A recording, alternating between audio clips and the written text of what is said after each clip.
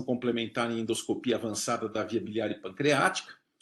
Hoje a gente conta também com o Dr. Fernando Tabucci, que é do Paraná, da Universidade Mackenzie do Paraná. E hoje o nosso tema, que vai ser avaliado pela Jennifer, né, que é a nossa R3, é sobre a concordância da ecoendoscopia e da colangio-pancreato-ressonância com ressonância magnética nos seus achados, né, em pacientes com alto risco, né, individual para a presença de câncer de pâncreas, né? E a gente vai ver quais são esses aspectos em relação ao screening do câncer pancreático. Então, é um trabalho bem atual, que foi publicado agora recentemente no Pancreatology, e vai nos mostrar realmente quais são os pacientes que a gente deve ter atenção, principalmente no nosso consultório, né? no nosso dia a dia.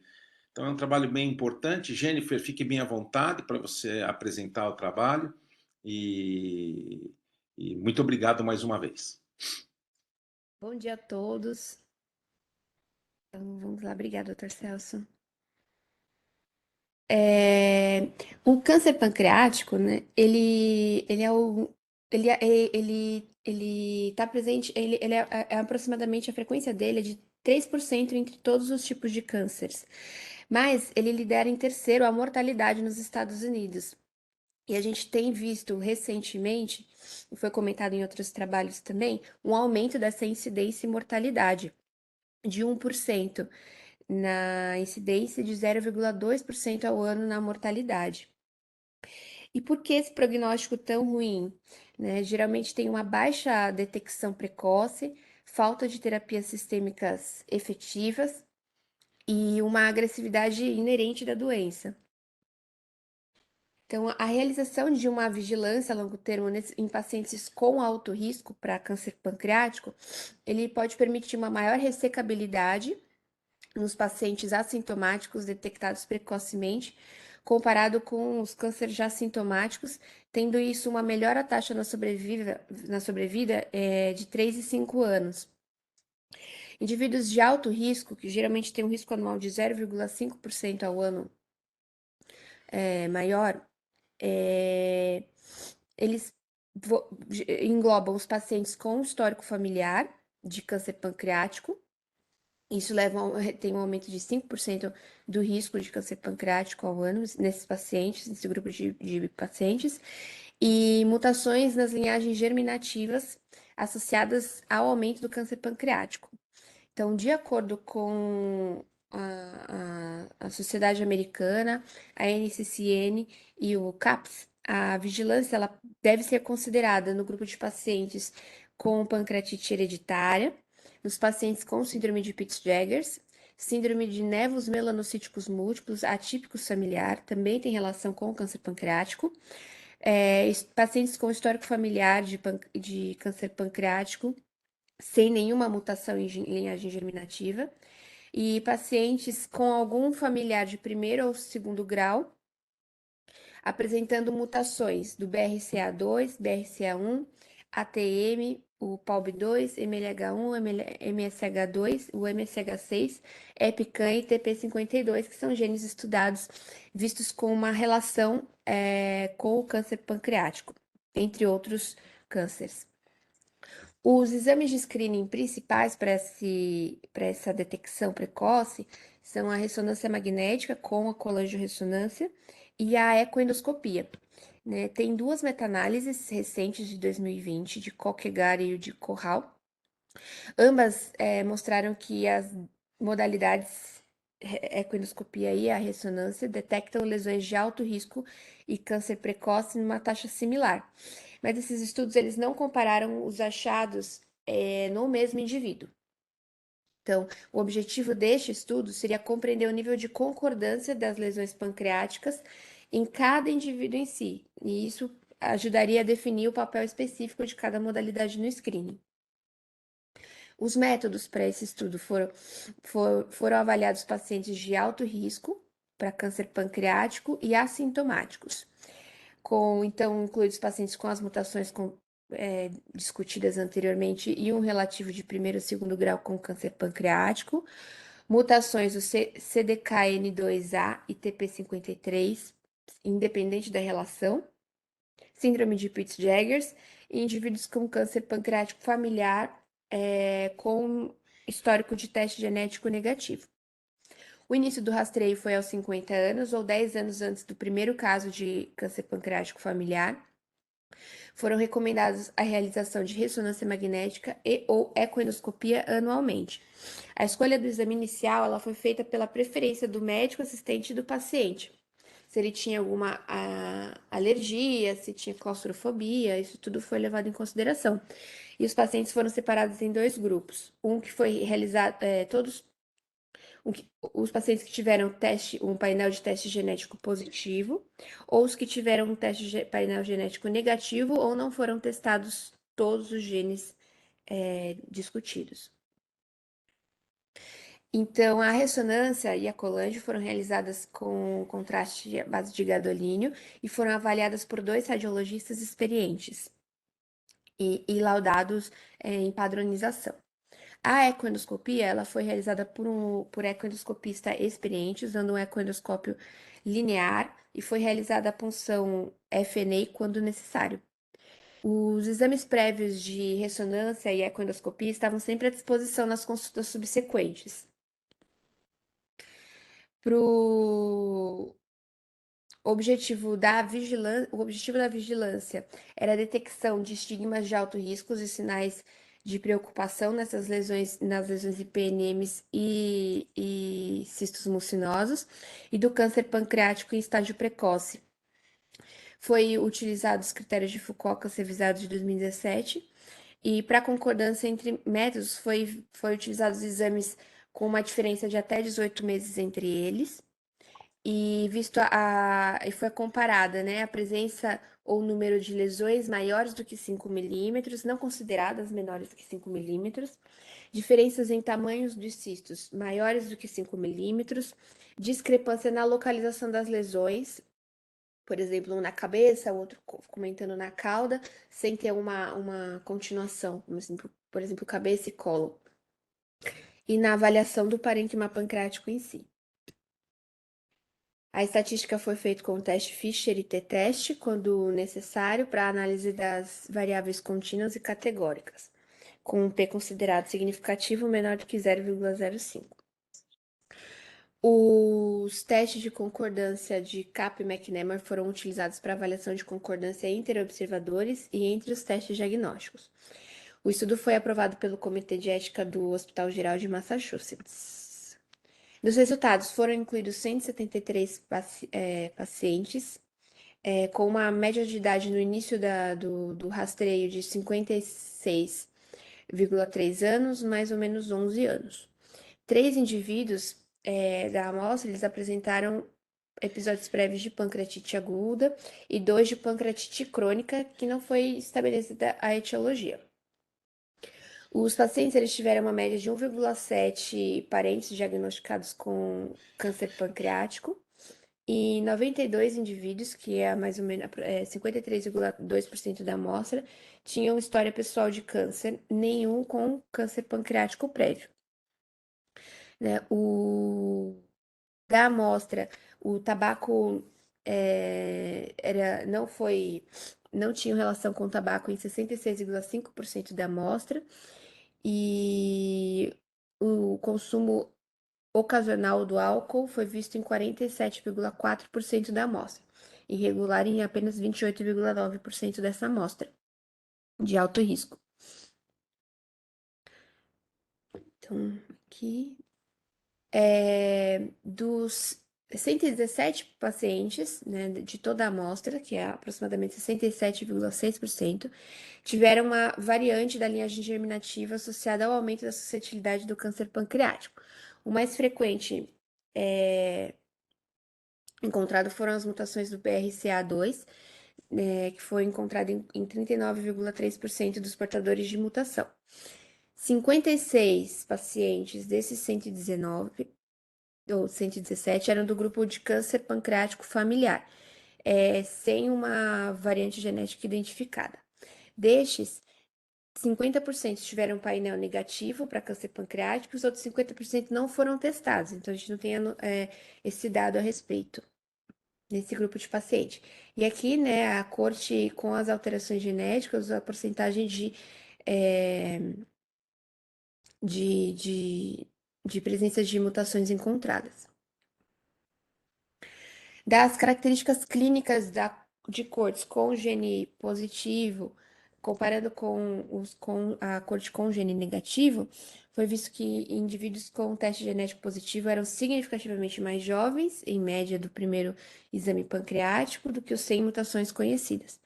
E os sujeitos com teste genético negativo ou desconhecido tinham um histórico familiar com câncer pancreático maior do que os com teste genético positivo. E os pacientes com histórico familiar de câncer foi significativamente maior, câncer pessoal, né, histórico, desculpa, pessoal de câncer, foi maior no grupo com teste genético positivo em comparação com o grupo com teste negativo ou nenhum teste genético. Nenhum outro dado foi significativo na diferença entre esses grupos observados. E aqui a tabela que eles colocam, né, com os dados, avaliaram raça, etnia, né, histórico familiar, presença de pancreatite prévia, diabetes, histórico pessoal de câncer, uso de álcool e tabaco, histórico familiar. O rendimento diagnóstico das anormalidades pancreáticas encontradas durante a vigilância, né, foi então recomendada a alternância entre a ecoendoscopia e a ressonância anualmente.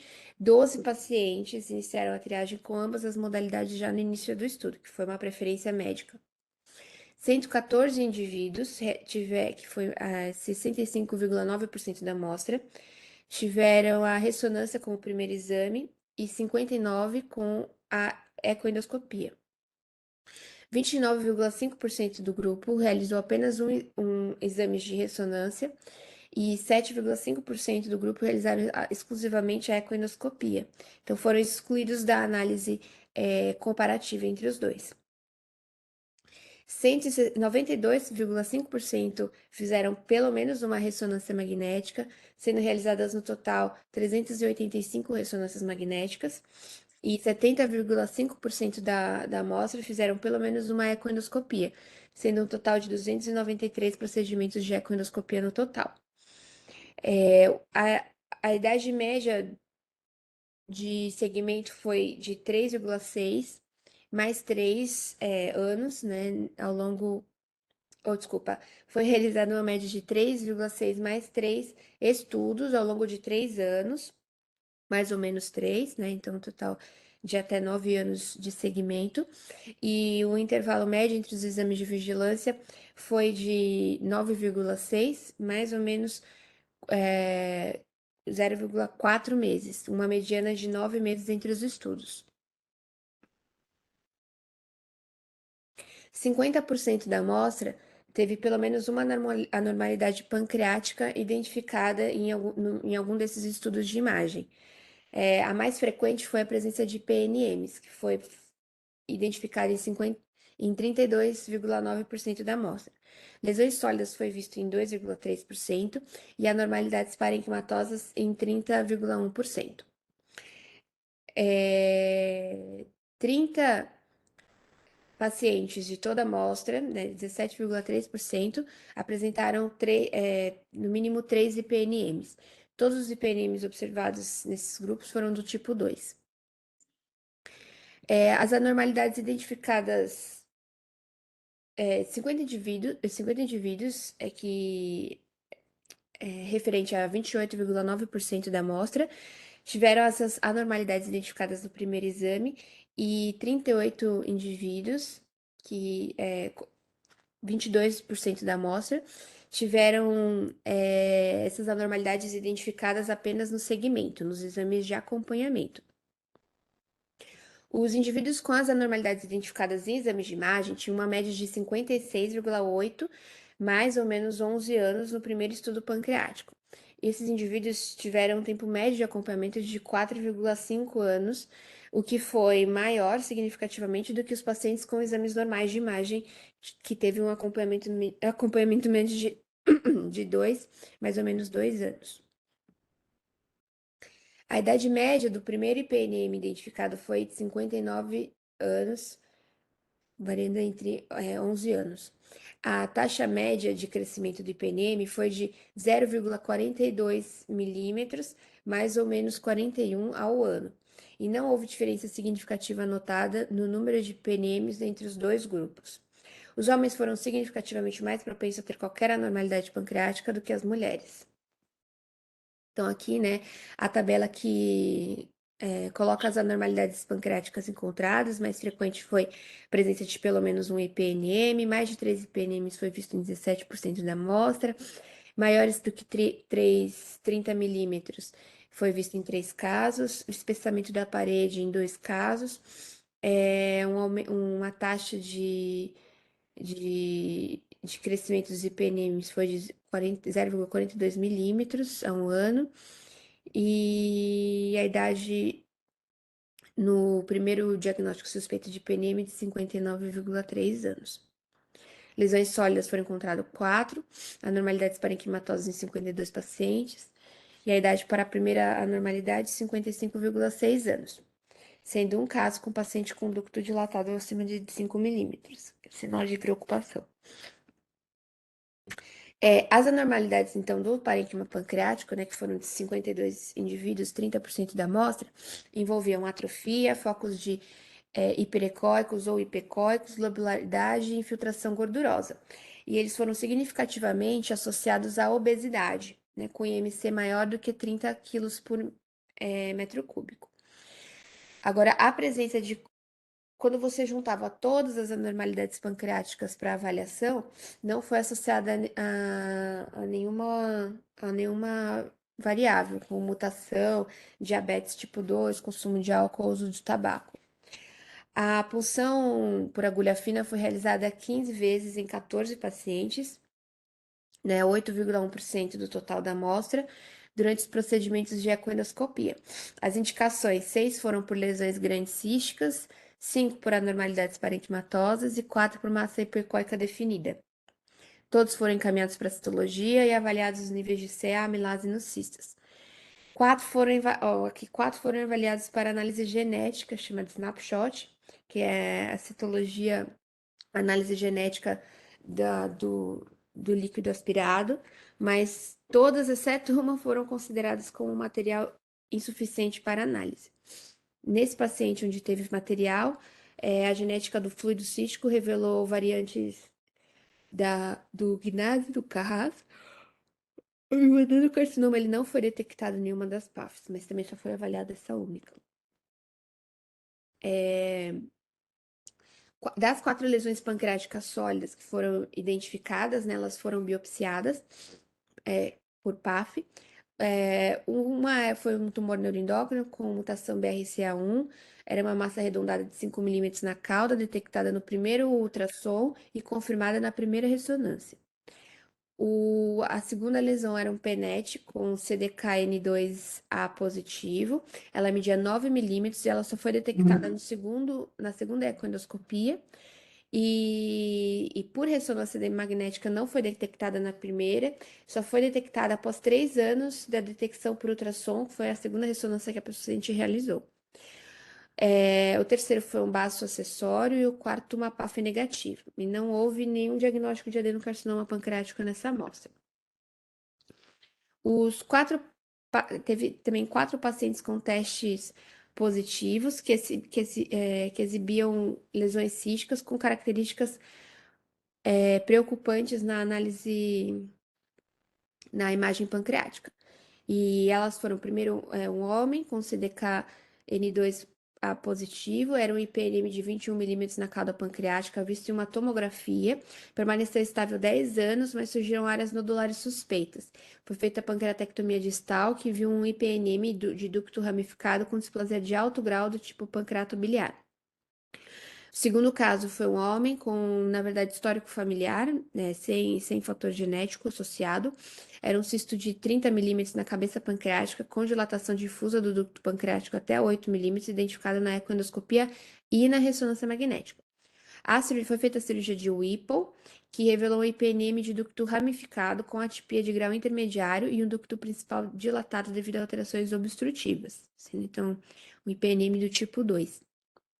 O terceiro caso, uma mulher com mutações de MLH1 e CTRF1 positivo. Foi uma descoberta incidental durante uma tomografia que estava fazendo para avaliação de. Como é que chama? Cisto, CTRF1 positivo Ai, desculpa, que Creatinite hereditária. é uma que deixa o muco espesso, que dá geralmente diagnóstico em criança. Fibrose Assim, cística. mucoviscidose, né? É, obrigada, doutor, da fibrose cística. Na primeira ecoendoscopia e ressonância realizada aos 32 anos, foi visto e identificado um cisto na cabeça, no processo uncinado, de 13 milímetros. Foi realizada a punção que viu um cistoadenoma seroso e uma neoplasia mucinosa cística. A ressonância foi feita um ano após, identificou uma lesão de 18 milímetros com o ducto pancreático apresentando áreas de estenose e dilatação de até 4,8 milímetros. A paciente foi submetida à cirurgia de Whipple, que revelou um pâncreas cístico atrófico com um cisto dominante de 19 milímetros, que foi associado à neoplasia intraepitelial pancreática. E o último caso, uma mulher com MSH1 positivo, que apresentava um cisto de 16 milímetros, de compartimento único e finamente septado no processo uncinado, visto pela ecoendoscopia. Foi feita uma PAF que deu escassa celularidade. Na imagem da CPRE, identificou duas lesões císticas mucinosas complexas na cabeça pancreática, medindo 23 e 20 milímetros, e no último acompanhamento, esse cisto media 32 milímetros na ressonância magnética, ainda sem biópsia até o momento. Então, aqui mostram esses casos, né? Os dois de PENET e os 4 que eu discuti agora, e o que foi realizado. E na avaliação da concordância entre a ressonância e a ecoendoscopia, 106 indivíduos atenderam ao critério, né, que foi realizado os dois exames. A maioria dos relatórios iniciais foram de ressonância magnética, de ressonância magnética e ecoendoscopia foram concordantes, foram 62,3%. Com relação à identificação de qualquer achado anormal do pâncreas na imagem, a concordância foi moderada, teve um kappa de 0,36. Com relação às anormalidades pancreáticas significativas, né, com sinais de preocupação, a identificação de ducto pancreático principal dilatado foi uma concordância excelente. A identificação de lesões císticas foi uma boa concordância, e lesões císticas acima de 5 milímetros também.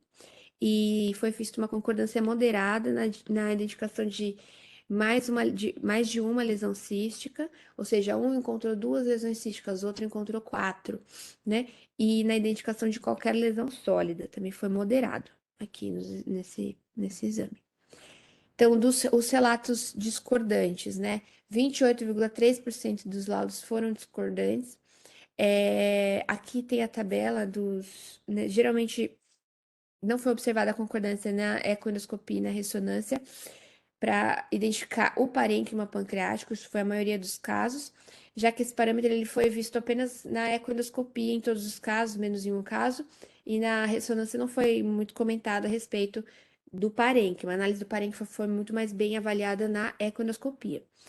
10 relatórios foram discordantes que apresentaram IPNM ou alguma lesão sólida, né? Que foi a diferença na presença ou no número das lesões maiores do que 5 milímetros, na diferença de 5 milímetros no tamanho dos cistos encontrados e a localização entre áreas não adjacentes.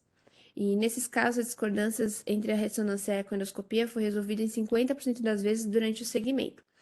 E os outros 50% permaneceram discordantes, foi em relação ao número e tamanho dos IPNMs.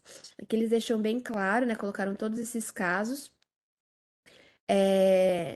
A gente teve aqui 1, 2, quatro casos em que a ressonância de base não encontrou uma lesão na ressonância e a ecoendoscopia encontrou uma lesão aqui, uma massa irregular nesse primeiro caso, manteve-se não visto na ressonância e no controle da ecoendoscopia não foi visto massa. Nesse segundo, não havia nenhuma lesão. Na ressonância, a ecoendoscopia encontrou um cisto na cabeça.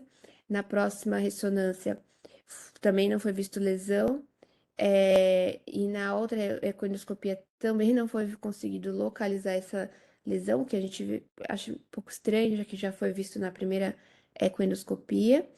E mais dois casos, né, onde foi visto uma lesão, não foi visto na ressonância, e dois casos onde foi encontrado um cisto e uma massa hipercóica na ecoendoscopia. E ao contrário, a gente também vê, né, no caso aqui teve dois pacientes que não foi visto nenhuma alteração na ecoendoscopia de base e tinha uma lesão cística, pelo menos na ressonância vista no processo uncinado, e a outra tinha uma lesão cística, que depois também foi confirmada posteriormente na ressonância e ecoendoscopia seguintes. Então, da discussão, né, nessa corte de 173 pacientes de alto risco, as anormalidades pancreáticas em geral foram encontradas em aproximadamente metade dos casos, mas apenas 2,3% dos indivíduos apresentaram algum sinal preocupante. Os relatórios iniciais da ecoendoscopia e ressonância foram amplamente concordantes, com menos de 10% dos relatos diferindo com base em uma discrepância entre uma lesão cística ou um tumor neuroendócrino. Enquanto a presença de mutações germinativas associadas ao câncer pancreático não foram associadas a nenhuma anormalidade na imagem pancreática, quase todos os indivíduos com lesão mais avançada de um neuroendócrino ou EPNM com características preocupantes e panins tinham alguma mutação genética.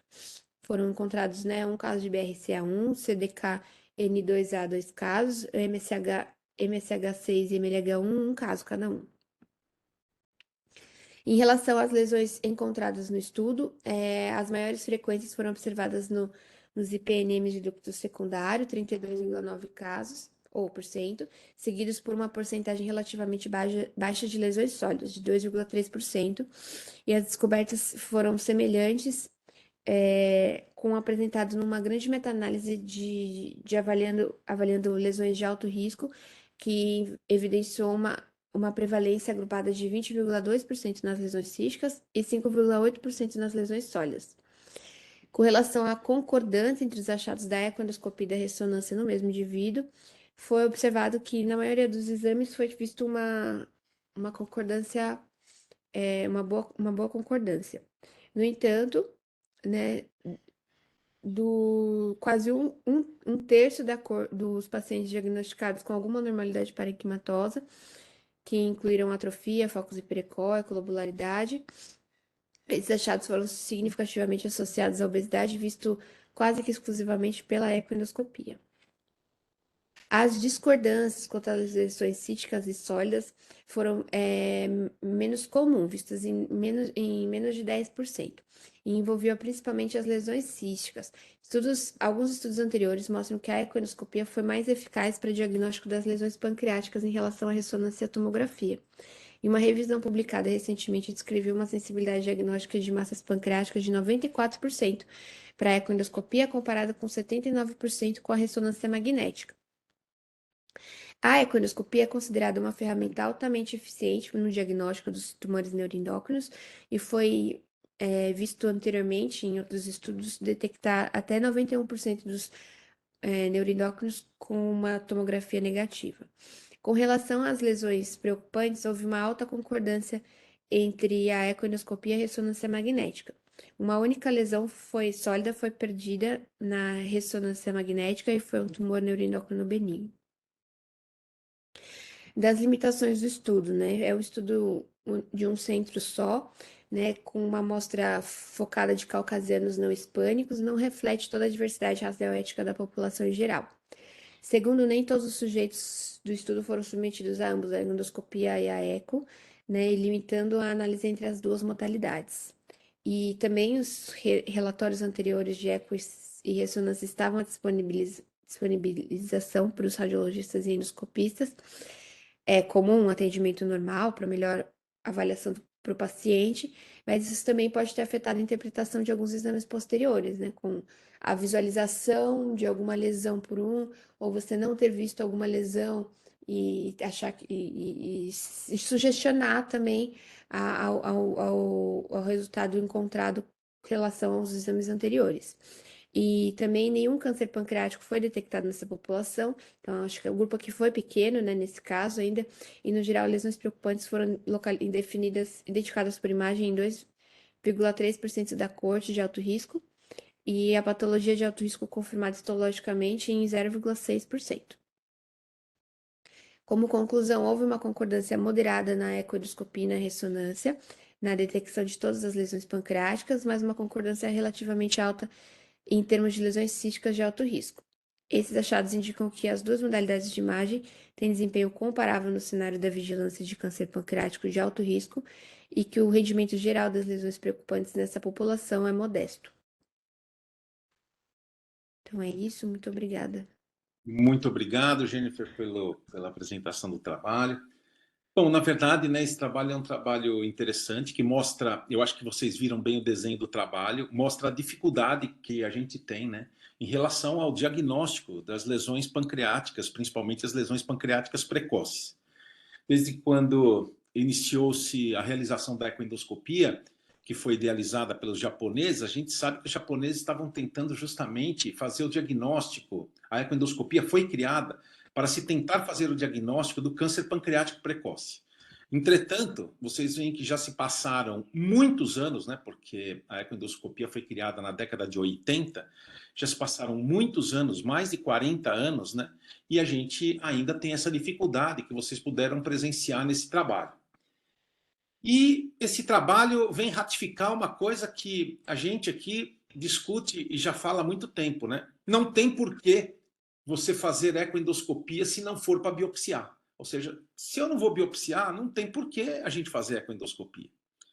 Por quê? Porque os achados, tanto da ecoendoscopia quanto da ressonância magnética, em termos de imagem, são praticamente semelhantes e esse trabalho mostrou muito bem.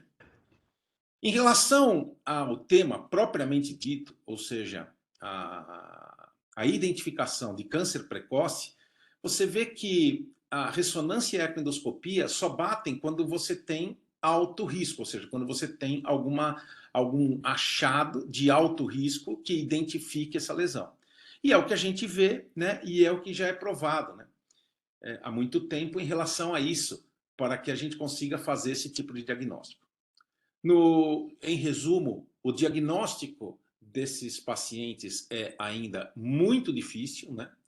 Realmente a gente tem dificuldade para fazer esse diagnóstico, e isso mostra a diversidade, né, de atuação que a gente tem que ter e como ainda a gente está caminhando muito lentamente em relação a esse tipo de diagnóstico. Então agora eu abro para discussão, né? Quem quiser fazer algum comentário, por favor, fique bem à vontade. Humberto, Marcos, né? Todos que estão aí. Hoje a gente conta com o doutor Fernando Tabucci, que é da Universidade. Ele é gastroclínico e ele está aqui também prestigiando a nossa reunião. E se ele também quiser falar alguma coisa, fique bem à vontade. Então, quem quiser falar alguma coisa sobre esse trabalho, acho que vale a pena a discussão. A gente tem mais aí uma meia hora para fazer essa discussão, para depois a gente passar para o caso clínico. Por favor, fiquem bem à vontade para fazer qualquer comentário. Marcos Clarence está quietinho, está ouvindo a gente, né? Nosso baiano. Oi, oi, tudo bem, Celso. Bom dia a todos, né? Mais uma vez a gente buscando aí dar diagnóstico precoce do câncer pancreático, né? Que é um câncer ingrato, né? E, na maioria das vezes o diagnóstico não é precoce, né? E esse trabalho mostra mais uma vez aí que a importância da ressonância, né?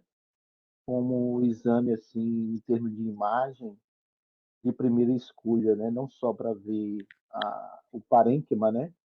Mas também o ducto, né? Principal e alguns secundários, enfim, quando está dilatado. E a econdoscopia, sem dúvida nenhuma, é isso que você comentou, quando existe uma possibilidade, uma indicação de punção, né? É o grande diferencial da econdoscopia. O que eu observei também é o estudo genético, ele dá muita ênfase a isso, e você sabe que no nosso dia a dia a gente não tem isso, por várias questões, enfim, né? Mas nessa amostra, que é uma amostra pequena, né? Há um follow-up que deveria ser maior, mas, enfim, foram quase 10 anos, né? A gente percebeu que não surgiu nenhum câncer aí, né? Isso é uma coisa positiva. Mas o que eu observei é que eles dão muita atenção ao estudo genético, algo que aqui a gente não dá tanta atenção por várias razões, né? Dificuldade de fazer, custo, né? Nem todo mundo pode, enfim. Mas continua sendo difícil, né? Detectar o câncer, né? Mas o que é importante são as lesões que podem sinalizar, né, um câncer futuramente, a exemplo das dilatações, das lesões expansivas. E a ectodoscopia continua sendo assim importante e tendo seu papel em definir, utilizando o anato patológico, a punção. Tá bom? Acho que era isso. Perfeito, Marcos. Muito obrigado pelos seus comentários. Fernando, você quer fazer algum comentário? Fica à vontade, depois eu chamo o Humberto.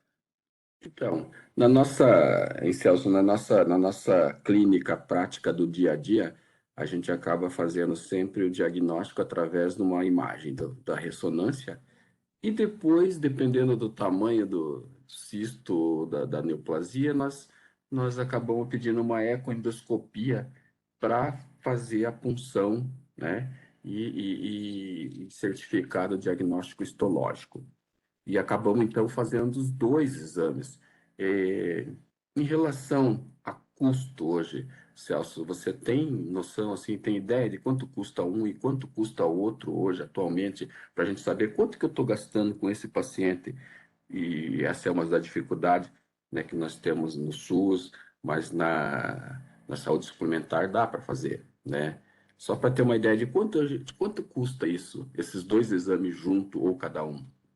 Eu acho que hoje, por exemplo, uma ecoendoscopia com punção, não sei como está nos outros lugares, mas, por exemplo, eu posso falar que por aqui, né? Está em torno de uns 8 mil a 9 mil reais uma ecoendoscopia, com tudo incluso. Mais uma ressonância vai estar em torno de uns 3,5, 4 mil reais, alguma coisa desse tipo, né? Realmente o custo é elevado mesmo para você fazer esse diagnóstico. E como você percebeu também nesse trabalho, né, a gente, apesar do custo elevado, a gente tem uma chance que não é negligenciável em relação à possibilidade de se fazer o diagnóstico de certeza. Por quê? E aí o Philadelphia pode até entrar nesse circuito e discutir, que é o seguinte, né? A maioria dos pacientes são submetidos à citologia. E a citologia tem suas limitações. Mesmo você olhando que o Marcos Clarencio chamou bastante atenção das provas genéticas, mesmo você fazendo as provas genéticas, você percebeu que o diagnóstico não é fácil, que o diagnóstico realmente foi feito o quê? Pela citologia, principalmente dos dois casos. Nesse trabalho, né, que é um trabalho importante, de um grupo importante, o diagnóstico de neoplasia foi feito nos dois casos de tumor neuroendócrino através da citologia e também dos outros 4 casos de alterações de IPMN também foram feitos pela citologia. Apesar da descrição das provas genéticas, não sei se vocês leram o trabalho, mas apesar da descrição das provas genéticas nesses pacientes, elas não foram levadas tão em conta para fazer o diagnóstico. Ou seja, não teve nenhum caso onde, entre aspas, pelo que eu me lembre, a Jennifer pode me corrigir, por favor, me corrija se eu estiver errado. Mas não há nenhum caso em que o diagnóstico foi único exclusivamente pela prova genética, quando a citologia foi negativa. Apenas houve uma suspeita daquilo que acontecia. Então, isso que realmente chama bastante atenção. Humberto, o que é que você quer comentar? Bom dia a todos aí. Não tenha dúvida, né? A gente tem dúvida que quando a gente tem uma ressonância na mão prévia, A gente fica muito mais à vontade na indicação, na localização, na realização de uma punção, né?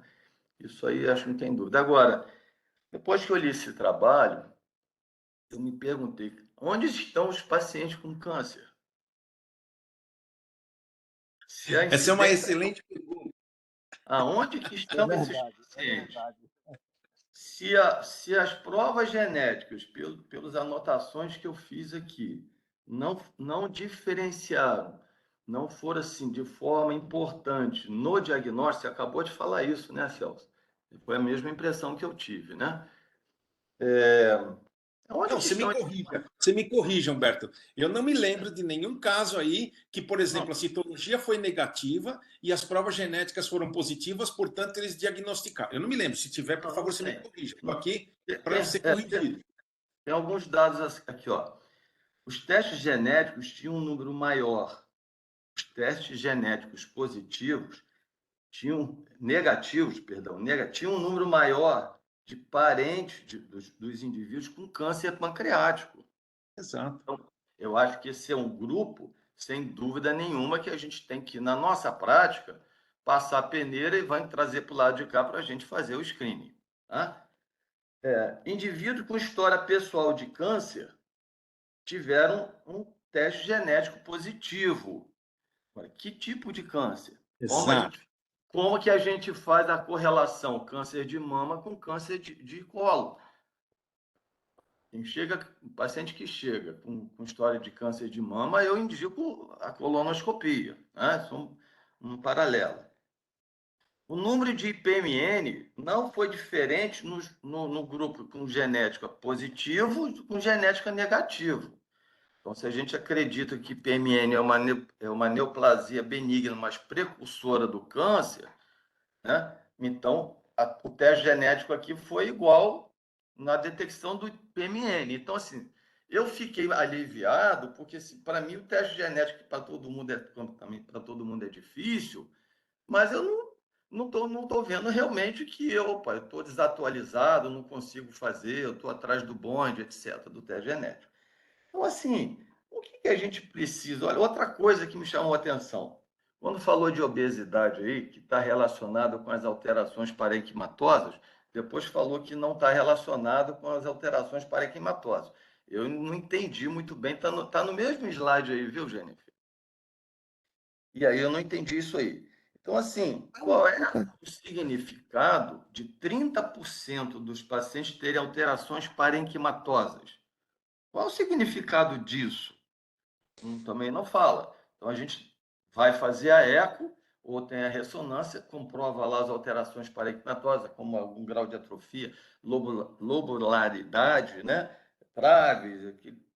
Existem trabalhos que mostram que essas alterações parenquimatosas têm alguma correlação com o achado de câncer precoce. E aí as alterações estão mais presentes em indivíduos obesos. Então, a gente acha que os obesos a gente tem que trazer para dentro também. É uma Mas, questão. Né? Então, assim, então, quais são os pacientes que a gente vai fazer o screening? E onde estão esses pacientes com câncer? Que a gente pega já na fase adiantada, né? Seja local, seja com metástase, enfim, que é a grande maioria. pelo que eu entendi, Humberto, aí eu parabenizo pelos seus comentários, acho que seus comentários foram fantásticos em relação a esse trabalho. Eu quero dizer o seguinte: de 173 pacientes, pelo que eu li, quando eu li, pelo que eu entendi, só teve um paciente que tinha uma displasia de alto grau, mas eu não vi nenhum adenocarcinoma. Ou seja, o trabalho objetivo era identificar pacientes com câncer precoce e não foram identificados absolutamente nenhum deles. Foram identificados com precisão apenas aquilo que a gente já sabe, que são os sinais, né, pacientes que têm sinais preocupantes. Eu entendi exatamente assim esse trabalho, mostrando que a gente, entre aspas, está no caminho certo. Eu, por exemplo, eu faço... Quando é que eu indico, por exemplo, no meu consultório, pacientes para pesquisa de câncer? Quando? Quando, por exemplo, o paciente tem parente com CA de pâncreas, mas não só um, dois. Quando tem só um, eu peço uma ressonância magnética para avaliar como é que está o pâncreas. Se encontrar uma lesão cística, coisa com endoscopia. Eu acho que é exatamente dessa forma que eu avalio. E pacientes que têm prova genética para câncer de mama. Então, por exemplo, pacientes que têm prova genética para câncer de mama, eu também procuro indicar para esses pacientes. E nunca encontrei, e confesso para vocês todos, que eu nunca encontrei nenhum tipo de câncer precoce. Então, assim, isso mostra que a comunidade médica, nós, né, comunidade médica, e vamos falar que esse trabalho veio lá de Boston, lá de Massachusetts, então a gente não tem nem o que discutir em termos de representatividade do serviço, né, e da sua experiência de 30, 40 anos. Quer dizer, onde estão esses pacientes com que a gente detectar? Não. A gente continua, como você falou, igual nós voltamos lá para os japoneses. Então, eu falo assim, ó, assim, será que o obeso a gente tem que ver também? O paciente que tem... Eu faço exatamente isso, viu? Se tem um paciente com um parente com câncer, eu não deixo para lá, não. Eu vou fazer alguma coisa, geralmente uma imagem não invasiva, né?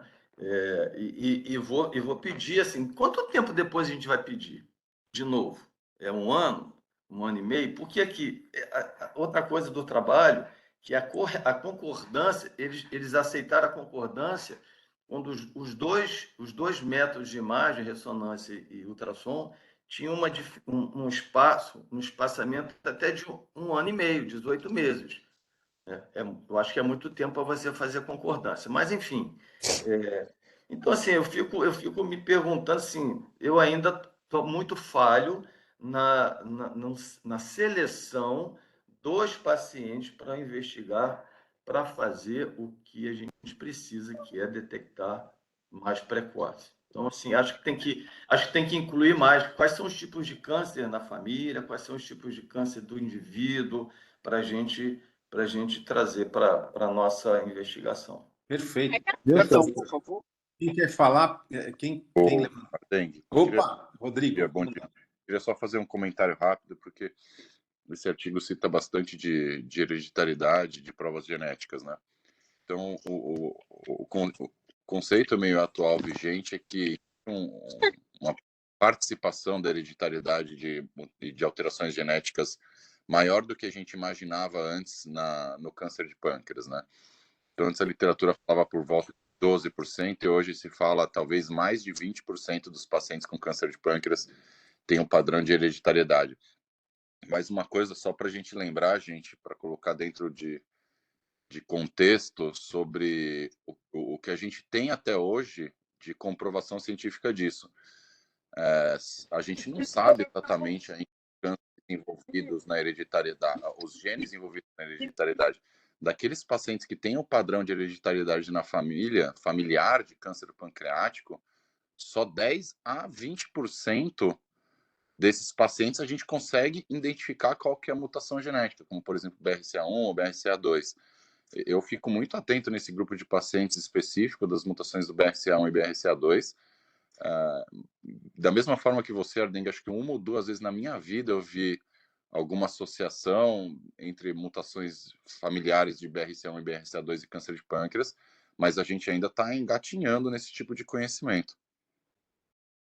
Perfeito, perfeito, Rodrigo. Eu acompanho bem isso, porque o que acontece?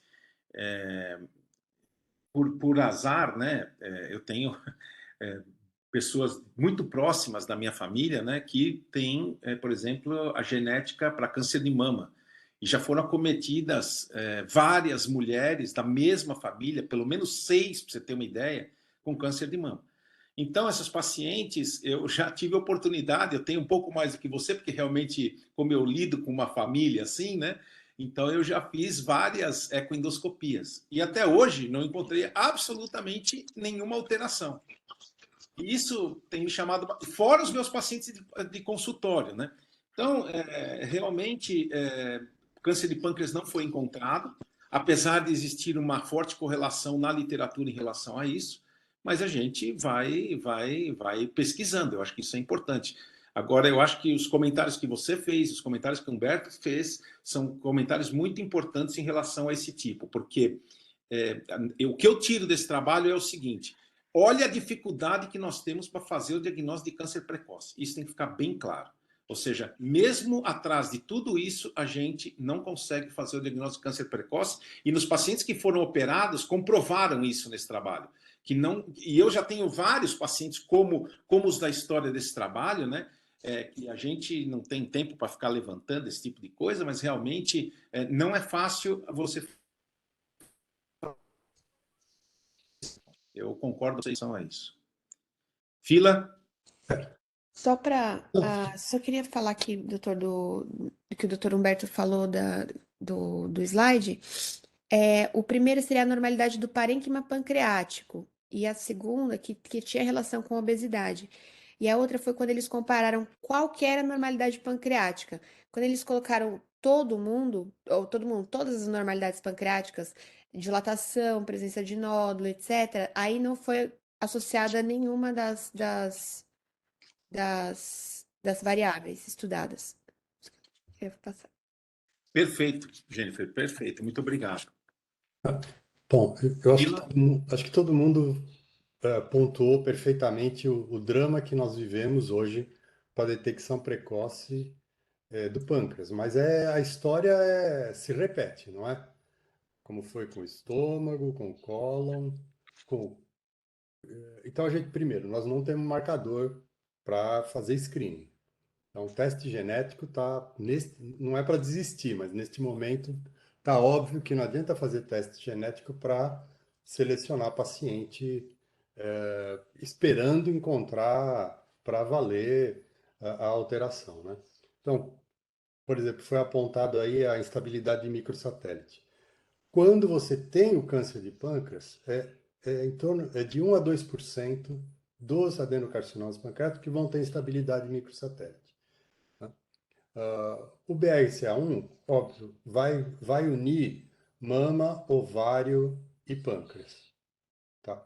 Mas não necessariamente isso vai acontecer. Esse pessoal que faz mapa genético na farmácia, brincadeira, né? Não necessariamente porque tem uma mutação, o paciente vai ter a doença, qualquer que seja ela. Agora, olhando para nós aqui, o que você percebe no trabalho? Que o pessoal demonstrou absoluta incompetência para diagnosticar lesão sólida. Então, tá bom. O neuroendócrino, sim, ele é obviamente destacado do parênquima. O cisto, obviamente destacado do parênquima. Tentando chegar no Humberto aí. Onde está o tumor? Ninguém sabe ver lesão sólida precoce. Não tem o parâmetro ainda. E talvez não tenha a sensibilidade dos equipamentos também, né? Mas eu acho que não é para desistir, é para continuar, mas eu acho que tem que ser uma união tanto do equipamento com a sensibilidade quanto do examinador. O examinador vai ter que começar a valorizar. Eu acho que estão olhando para bobagem. Eu olho o parênquima, tem uma alteração. Desculpa repetir, mas é a mesma coisa. Metaplasia intestinal no estômago dá câncer. Onde está o câncer de estômago? 95% do adenocarcinoma gástrico é em mucosa normal ou atrófica. Tá? Então, Não, outro ponto, Fila, a esteatose pancreática. Eles falaram aí da esteatose pancreática. Então, por exemplo, está começando a existir uma correlação. Agora, será que essa correlação não é apenas observacional, né? Porque, por exemplo, eu vou ser bem sincero, eu vejo há tantos anos, né, quantas biópsias de pâncreas nós temos de adenocarcinoma. E eu nunca, por exemplo, chamou atenção a presença do adenocarcinoma com esteatose pancreática. É a mesma coisa, você me corrija, por favor, se eu estiver errado. É a mesma coisa, metaplasia intestinal, metaplasia completa gástrica com câncer. Muda só o padrão histológico, não dá correlação, né? Então é isso, o Japão deveria fazer gastrectomia profilática em todo jovem com mais de 24 anos, porque ele vai ter metaplasia intestinal. Então, eu acho que a gente fica procurando possivelmente no lugar errado, né? Eu não acho que é por aí, né? Infelizmente eu não tenho a resposta também, mas eu acho que não é essa correlação que deve ser feita, né? E, nós, e- Porque senão, com todos os casos que você já examinou, o Rodrigo operou, eu examinei, a gente deveria estar vendo alguma correlação, né? Eu lembro quando eu era residente, eu perguntava, ué, onde está a lesão o- a pré-neoplásica do lado do adenocarcinoma de cólon? A resposta que eu tinha assim, o tumor já comeu a lesão, né? E a resposta veio no Japão. Para você fazer uma correlação de origem, você tem que ter uma lesão menor que 5 milímetros. Aí você respeita o tecido adjacente. Respeitando desse tecido adjacente, aí você consegue fazer uma correlação. Falar, olha, eu tinha uma lesão, ou um paninho, absolutamente figurativo que eu estou falando. Eu tenho um paninho, opa, e do lado do paninho eu tenho um tumor invasivo. Tá? Isso é menor do que 2 milímetros. É um ultra microcarcinoma. Aí eu consigo começar a falar de correlação. Fora isso, nossa, é um exercício mental, um, um gasto de dinheiro absurdo para fazer um trabalho desse. Tudo bem, estão demonstrando que tem capacidade financeira para bancar isso, porque. E, para mim, jogaram energia no lixo. Quer dizer, o Mass General fazer um trabalho desse, pô, legal, publicou, mas o que que acrescentou? Exatamente o que que ele trouxe para a gente. Mas para mim, eu confesso, Fila, que me trouxe algumas coisas. Eu confesso que me deixou com um acalento de que eu estou no caminho certo. Ou seja, eu sempre disse há muitos anos de que não adianta você fazer ecoendoscopia depois de uma ressonância bem feita. Só a ecoendoscopia. Você tem que biopsiar. Se você não biopsiar, não adianta nada. Foi exatamente isso que esse trabalho trouxe para mim. Eu não sei se você concorda ou não, mas foi o que trouxe para mim. Então, o que eu acho? Esse trabalho mostrou que realmente, apesar dos esforços de tentar correlacionar geneticamente, pancreatite hereditária, CFTR, BRCA, na verdade, o nosso caminho está se afunilando, né? Ou seja, que é aquilo que eu também, que esse trabalho confirmou para mim, que eu estou, entre aspas, pensando de forma correta em relação ao pâncreas. Paciente, como é que eu, é aquilo que eu falei para o Humberto, como é que eu hoje, no meu consultório, atendo esses pacientes? Eu fiz o diagnóstico de pancreatite hereditária, por exemplo, eu faço uma ecoendoscopia. Faço uma ecoendoscopia, desde que eu tenha as provas genéticas confirmando pancreatite hereditária. Posso dizer que nos últimos 35 anos eu tive 3 pacientes. 3. E nenhum deles fiz biópsia, e nenhum deles encontrei nada, e eles estão vivendo muito bem, obrigado. Quando o paciente tem BRCA, eu tenho mais. BRCA positivo, câncer de mama, né? Por exemplo, eu já tive a oportunidade de fazer em vários pacientes, não tenho número, posso até fazer um levantamento em relação a isso, mas não me lembro de ter identificado nenhum caso.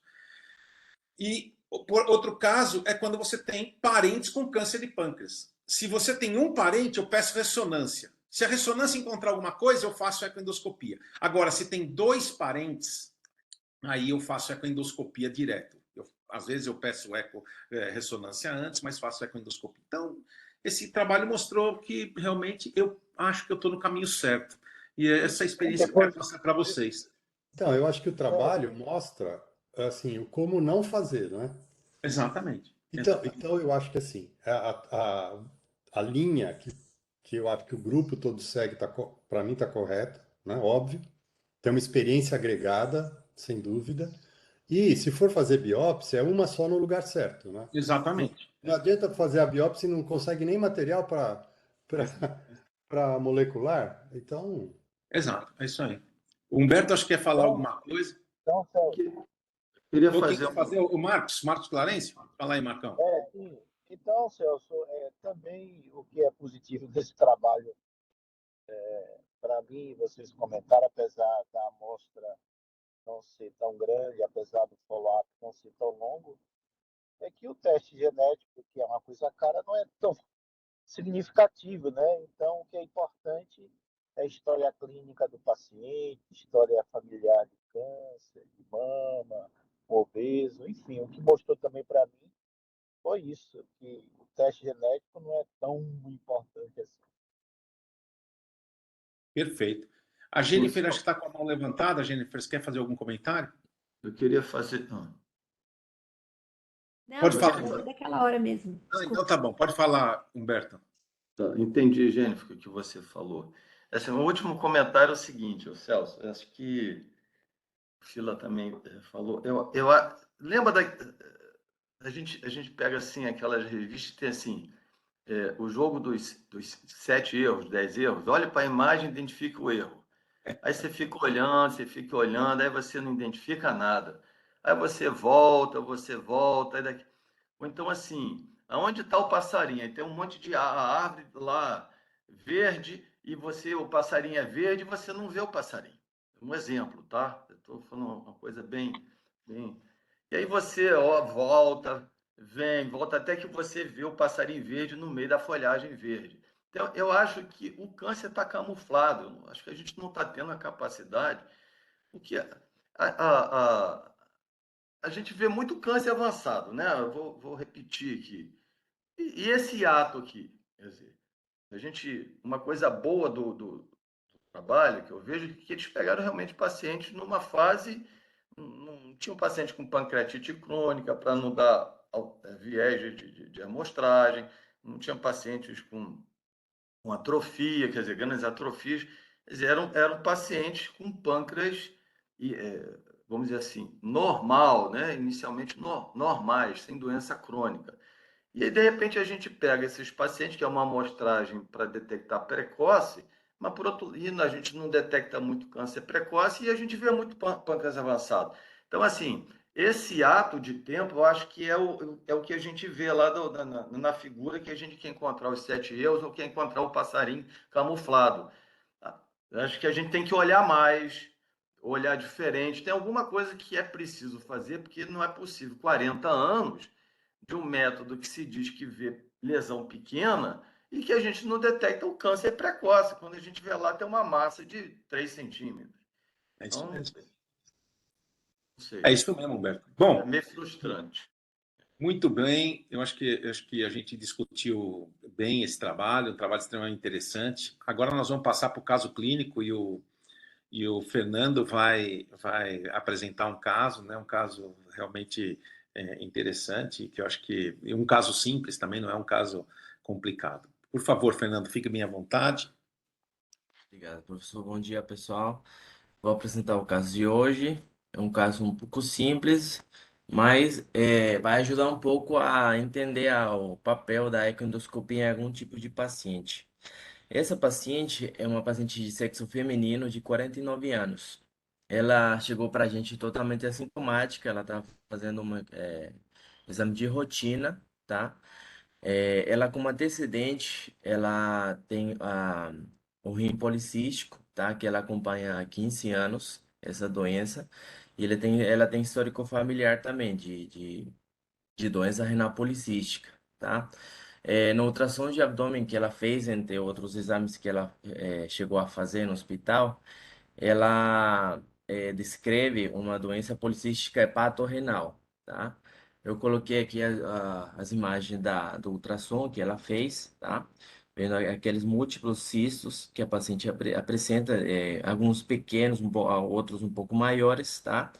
E no fígado, que no laudo descreve um cisto hepático de até 7 centímetros, que foi o maior, tá? Vocês conseguem ver aqui na imagem da última à direita. Aí foi concluído doença policística hepatorrenal, tá? Assim também ela fez uma tomografia de abdômen, tá? Que fez também no hospital. E aí vocês conseguem ver na imagem aqui superior que ela tem múltiplos cistos hepáticos, tá? Também vários tamanhos. O maior era D7, que media a ultrassom. E o rim também ele apresenta múltiplos cistos renais, tá? O maior que eles escrevem aqui na imagem de baixo mede até 10 centímetros, tá? E assim foi pedido também uma endoscopia na paciente, tá? Que ela não tinha feito há muito tempo uma endoscopia, ela estava totalmente assintomática, tá? Aí a gente no fundo gástrico se deparou com essa imagem aqui, esse abaulamento, tá? Tinha esse abaulamento maior e esse outro menor, que eu deixei marcado com a setinha aí. Aí a gente, como a paciente era magra, tá? Bem magra, a gente mudou de cúbito da paciente, fez a palpação, tudo. E esse abaulamento aqui que vocês veem, ele não mudava de posição, tá? Ele ficava no mesmo local. Aí a gente ficou na dúvida na hora, né? Tipo, isso aí é uma compressão extrínseca, essa daí é uma lesão subepitelial, o que pode ser esse aí? Fernando, eu queria ouvir o comentário dos colegas aí em relação a essa imagem endoscópica, né? O que é que, Sim.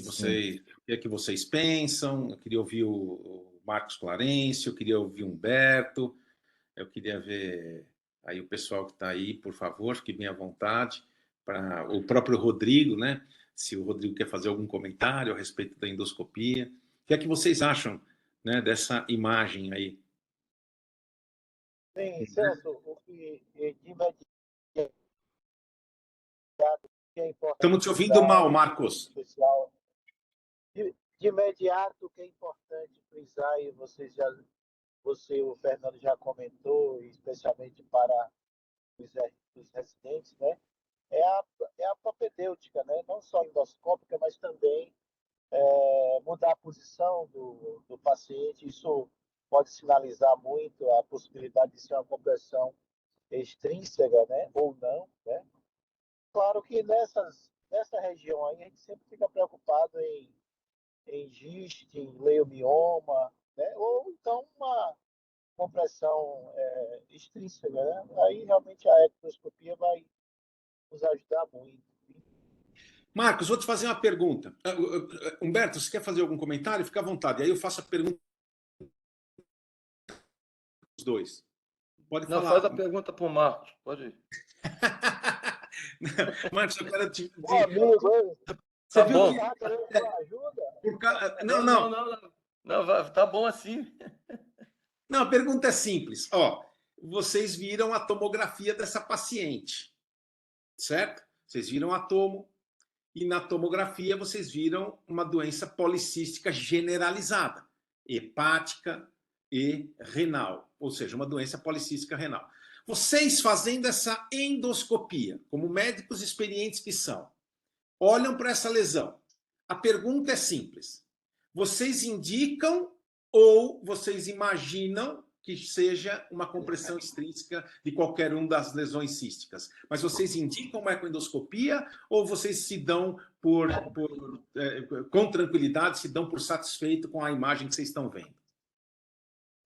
Olha bem, Celso, se o radiologista não sinalizou isso, dizendo que é uma compressão extrínseca, definindo bem a parede, né, do cisto e a parede gástrica, se ele não conseguiu distinguir isso, a ectoscopia está bem indicada.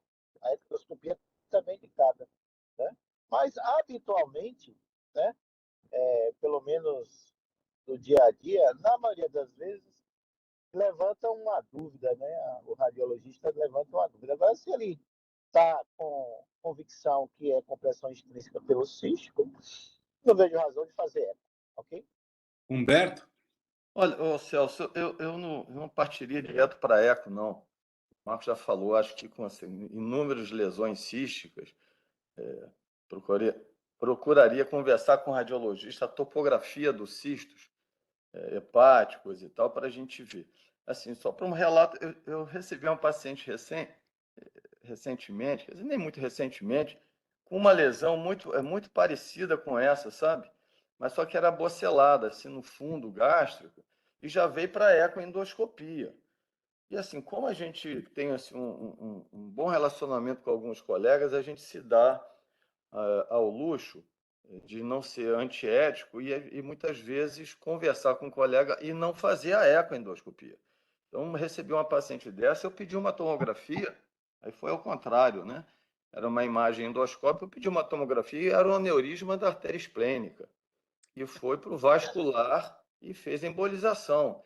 Então, assim, a gente não pode esquecer de todas as lesões que possam estar nessa topografia. Então, eu conversaria muito com o radiologista que viu, como o Fernando falou, mudaria de posição o paciente, faria as manobras aí de insuflação, desinsuflação, e não pediria eco de cara. É claro que a eco vai.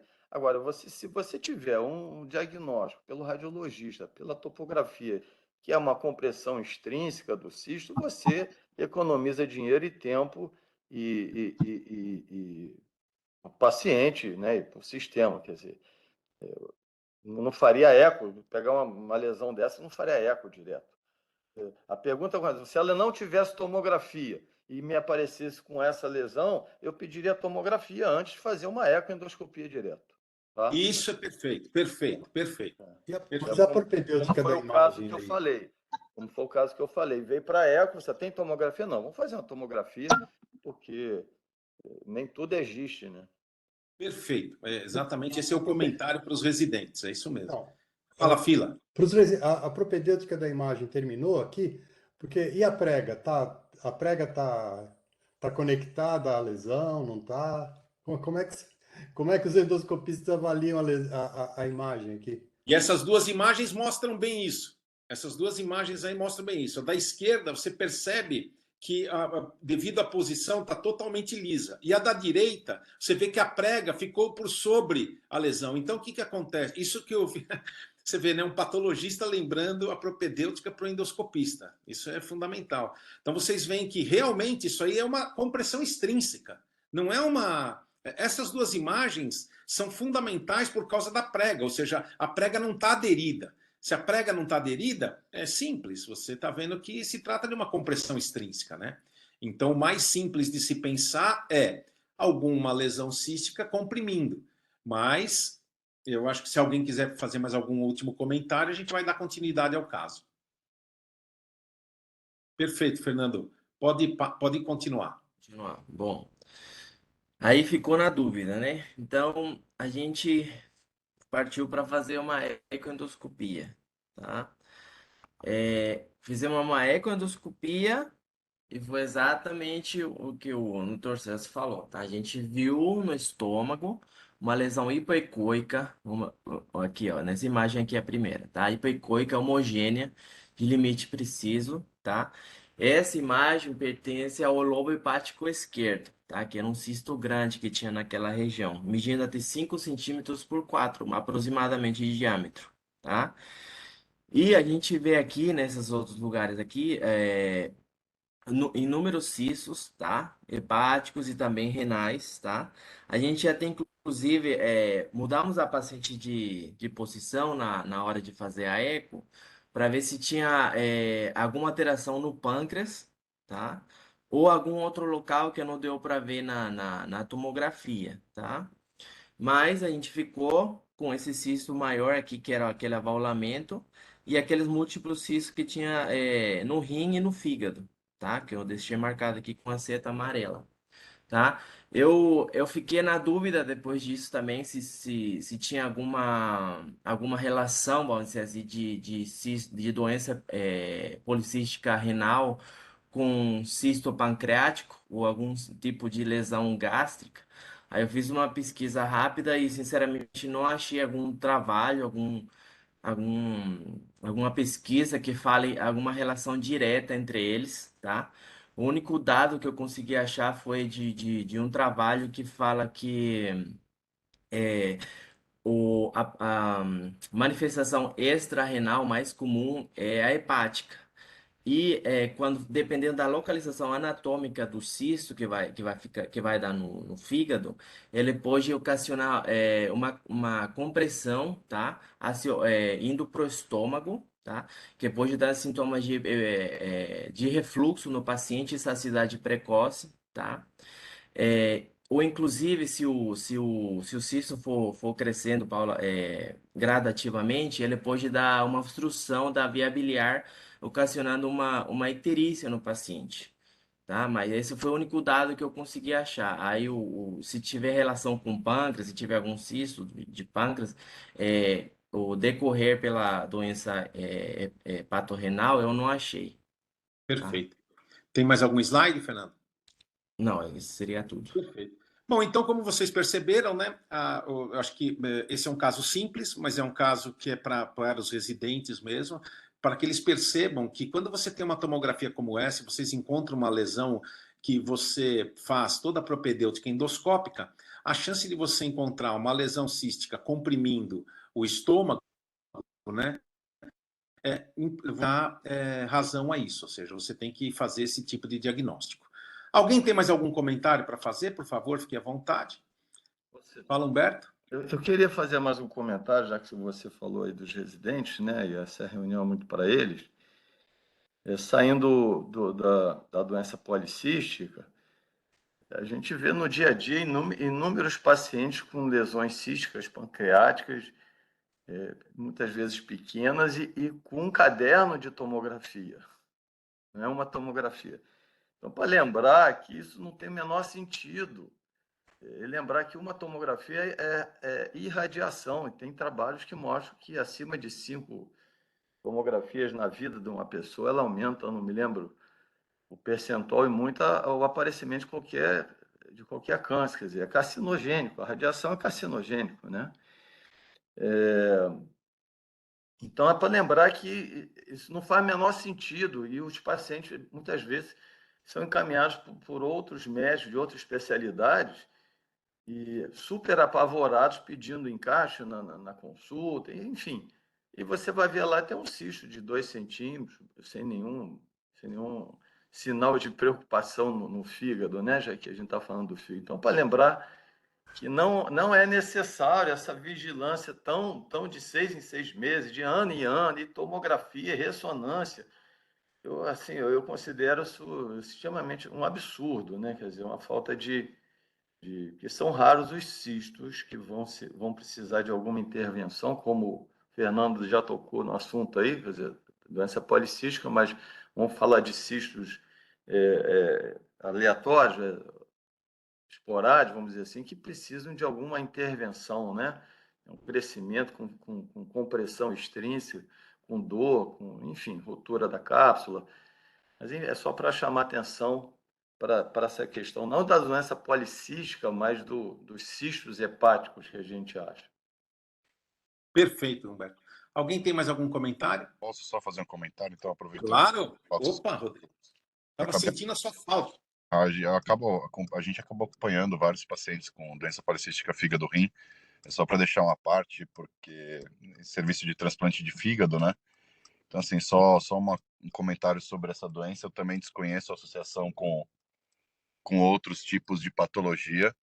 E o dado a ser lembrado quando a gente vê esses pacientes é que o comprometimento renal pelos cistos leva à disfunção renal, enquanto o comprometimento hepático não leva à disfunção hepatocelular.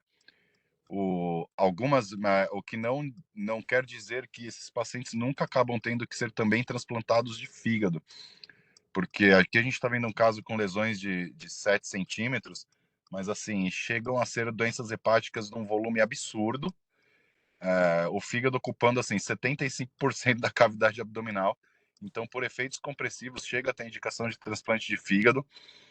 Eu me lembro pelo menos de um transplante que eu participei quando eu era preceptor e não fui o cirurgião principal, mas assim, são transplantes difíceis porque os fígados são absolutamente gigantescos. Então, na verdade, você tem que começar a cirurgia ampliando a incisão, até que você tira aquela massa gigantesca para fora da barriga, e aí você começa a conseguir trabalhar no hilo e na cava.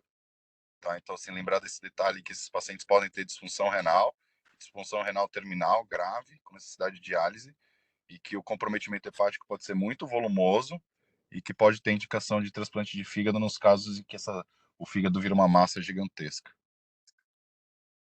Perfeito, perfeito. Alguém tem mais algum comentário? Bem, eu quero mais uma vez agradecer a presença de todos. Eu acho que hoje foi uma reunião extremamente interessante em relação ao câncer de pâncreas. Eu acho que esse caso também foi bem interessante. Quero lembrar a todos que essa reunião foi gravada e todas as reuniões estão no YouTube. Se alguém quiser assistir depois, fique bem à vontade. Mais uma vez eu agradeço a todos eu digo que eu desejo a todos uma excelente semana, tá? E que a gente vai se encontrar na próxima terça-feira. Muito obrigado e até a próxima terça-feira. Rodrigo, Humberto e todos que estão aí, muito obrigado pela presença. Ok, bom dia, Tchau, pessoal. Bom dia, Marcão. Cléber. Tchau. Bom dia, gente. Tchau. Tchau, Fernando. Tchau, Fernando. Até mais, abraço a todos. Próxima terça tem mais. Valeu, Tchau. vamos lá.